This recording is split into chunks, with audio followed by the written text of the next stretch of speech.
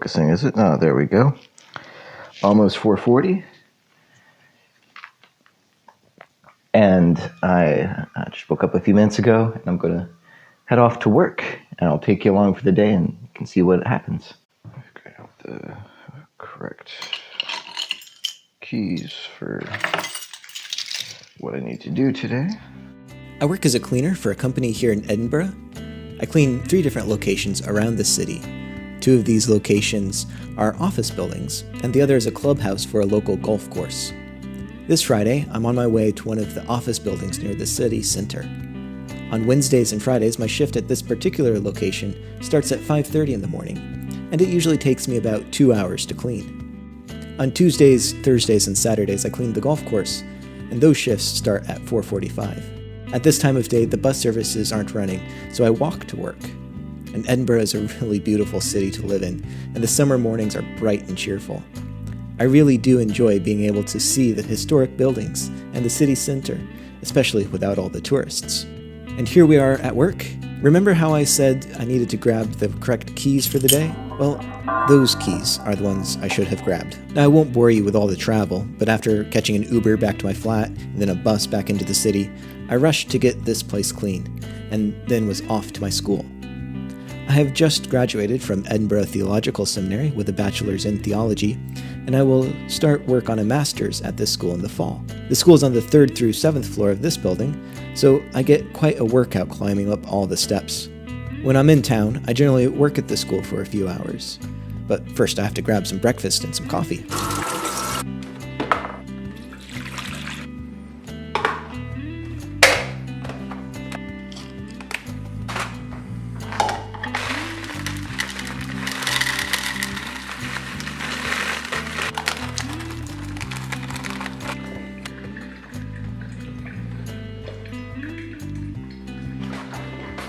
While at the school, I work on different projects.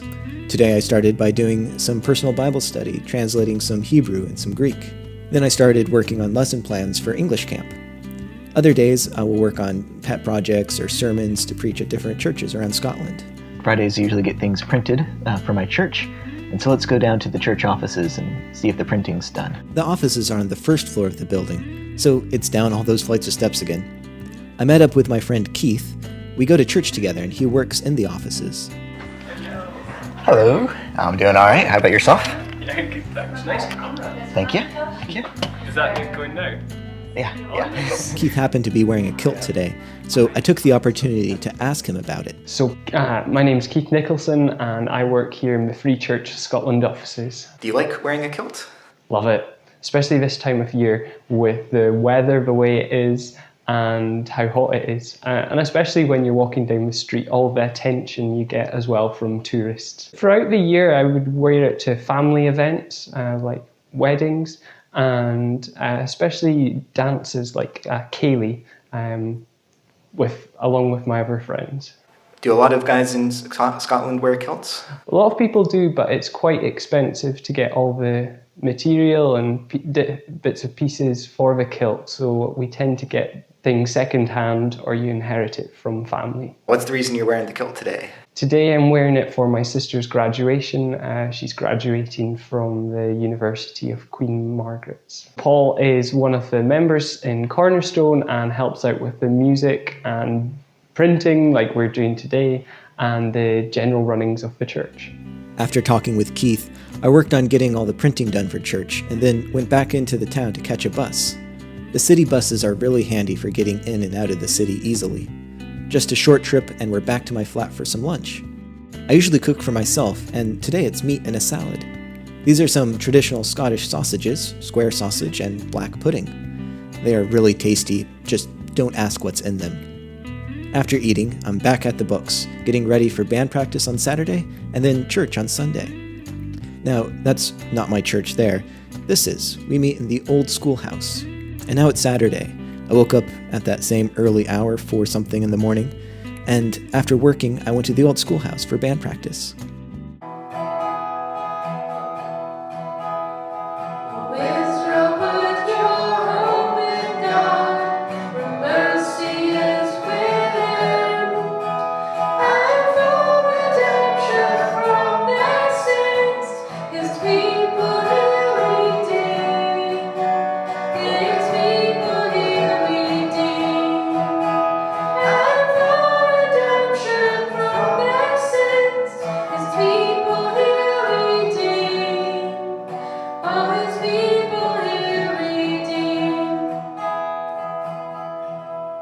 On my normal Saturday, after a band practice, I do my grocery shopping for the week, work at the computer, and then do some language review on my phone. I use an app, Duolingo, to review different languages that I want to learn. Right now, I'm working on Hebrew, Spanish, and even some Czech.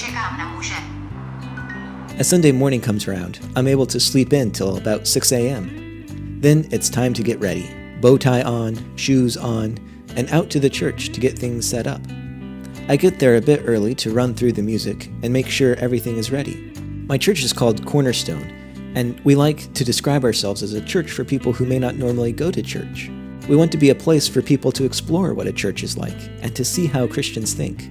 After the service, we talk to people, have some tea and coffee, and then I help put everything away and walk back to my flat. It's about a 20-minute walk one way to church, and so after going back and forth between church and all the excitement from this weekend, I'm ready for a nap.